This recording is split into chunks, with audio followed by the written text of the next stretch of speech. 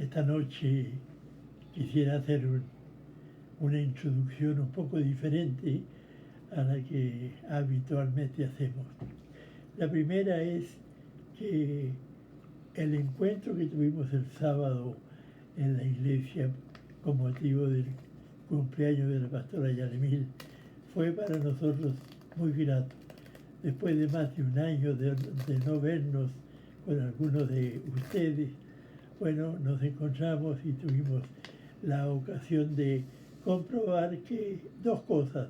Una, que la unidad de la iglesia se mantiene firme, y otra, que el cariño que existe entre nosotros y ustedes y nosotros se mantiene también muy firme.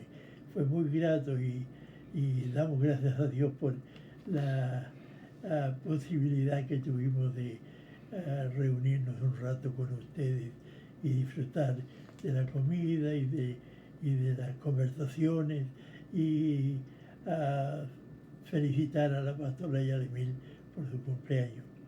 Lo otro es que hoy día es jueves 24 de junio, un día que pudiera para nosotros aquí en Miami pudiera transcurrir en una forma regular y normal como cualquier otro día, pero todos sabemos la tragedia que hubo en Miami Beach cuando se derrumbó parte de un edificio de 12 pisos y toda la ciudad está conmovida por esa tragedia y no se sabe aún cuántas personas han sido víctimas fatales de esa circunstancia que ocurrió. Lamentamos mucho y esperamos que las personas fallecidas sean las menos posibles. Por lo menos las noticias de la televisión están hablando hasta ahora solamente de una persona, pero de 99 personas que están desaparecidas. Oremos por los familiares de esa gente para que Dios pueda intervenir y que la tragedia no sea mayor.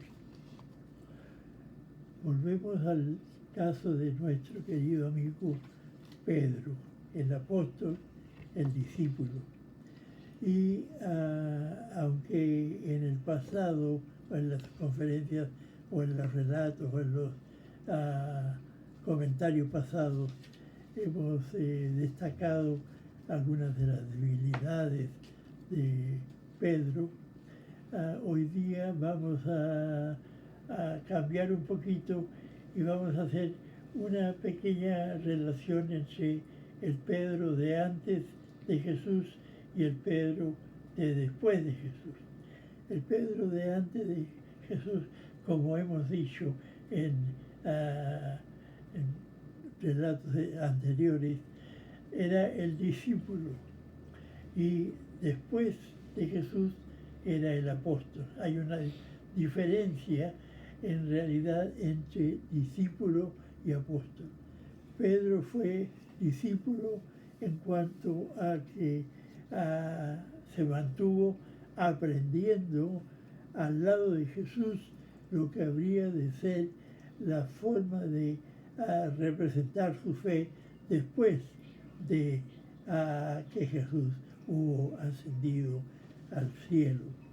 Como discípulo fue bastante extraño.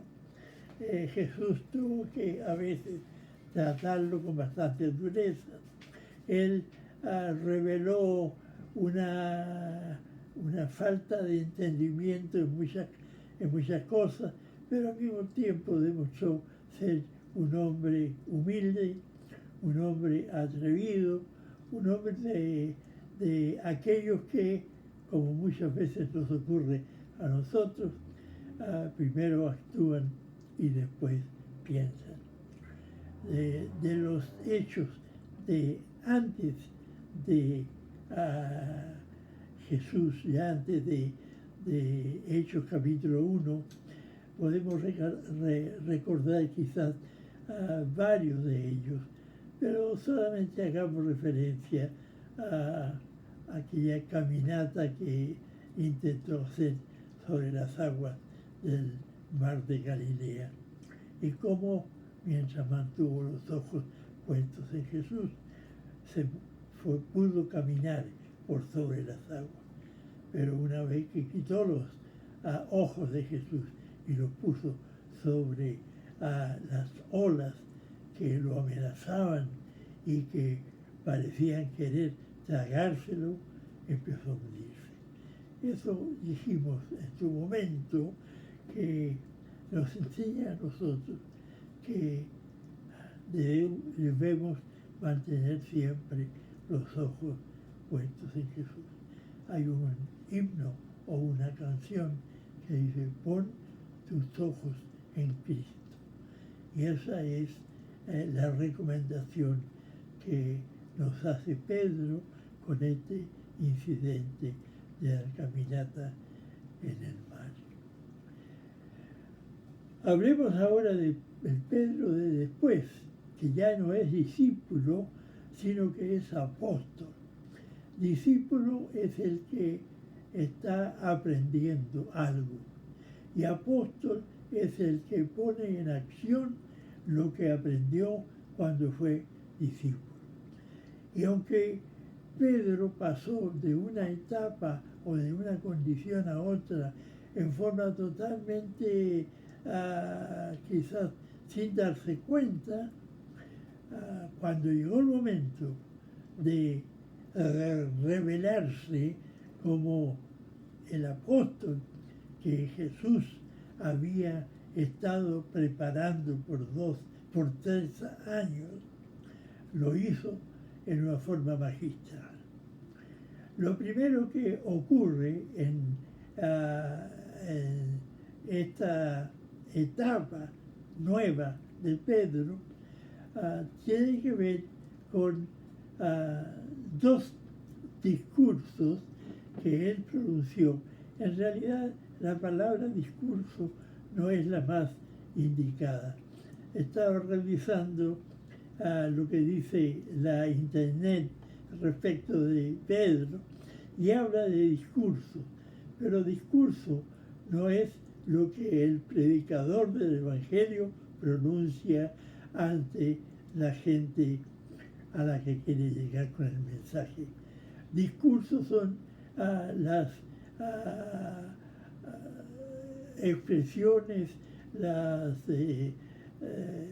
alocuciones de gente que más bien trabaja con el intelecto, con principios que son seculares, principios que corresponden a la academia, a la universidad y a los políticos. Esos son los discursos. Pero cuando un siervo de Dios, cuando un predicador abre la boca para comunicar el mensaje de Cristo, no está dando un discurso, está predicando la palabra de Dios. Y eso fue lo que Pedro hizo en Hechos, los primeros capítulos de Hechos. El primer mensaje que predicó Pedro fue enseguida de la venida del Espíritu Santo. Cuando todos los que estaban en el aposento alto fueron bautizados con el Espíritu Santo, entonces la gente de Jerusalén, que se dio cuenta del incidente, empezó a correr la voz de que aquellos que estaban hablando en otras lenguas, en otros idiomas y que parecían que estaban medios locos, decían: esos están borrachos. Qué cosa más extraña, qué cosa más extraña. Pero Pedro saltó, se puso de pie en medio de los 12 y todos los que estaban allí y le dijo: no, señores, ellos no están borrachos, sino que es el Espíritu Santo de Dios el que ha venido y había caído sobre cada uno de ellos, y por eso que ellos hablan en otras lenguas, como ustedes pueden escuchar. Entonces Pedro aprovechó la ocasión para predicar la palabra y para decirle a los habitantes de Jerusalén que Cristo, Jesús, había venido para traer la salvación, la vida eterna, la verdad, porque Jesús es la verdad. Y entonces, inspirado por el Espíritu Santo, la palabra de Pedro fue incontrarrestable. Fue una palabra directa, una palabra inspirada por Dios. Y eso se nota cuando los predicadores abren la boca para anunciar el mensaje. Muchas veces nos damos cuenta que allí está hablando realmente el Señor. Entonces, ¿qué pasó?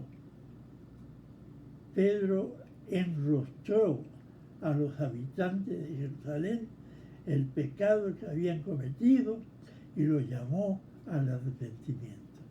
Y hubo miles de personas, 3.000, dice la palabra, que se entregaron a Jesús.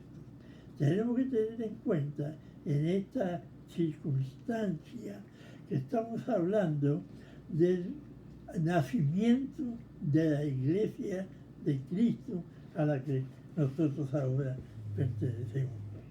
Y fue un nacimiento importantísimo, porque murieron,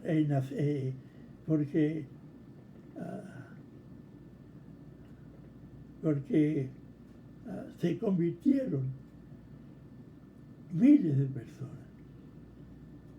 Y el segundo discurso ocurrió en el capítulo 3 del mismo libro de los Hechos, donde hubo otra gran cantidad de personas convertidas.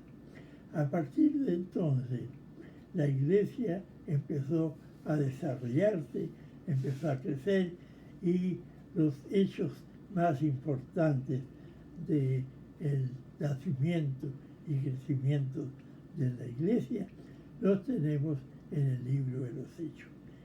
Podemos terminar esta reflexión reconociendo la tremenda capacidad que desarrolló el apóstol Pedro antes y después de su relación personal y individual con Jesús.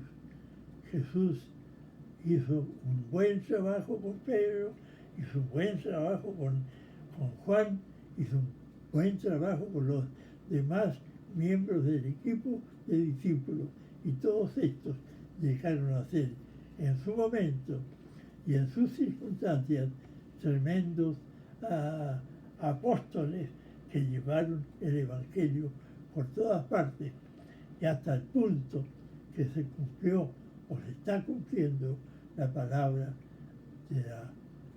del Señor, que dice hasta lo último de la tierra. Nos alegramos por eso y damos gracias a Dios porque el Evangelio ha llegado hasta nosotros.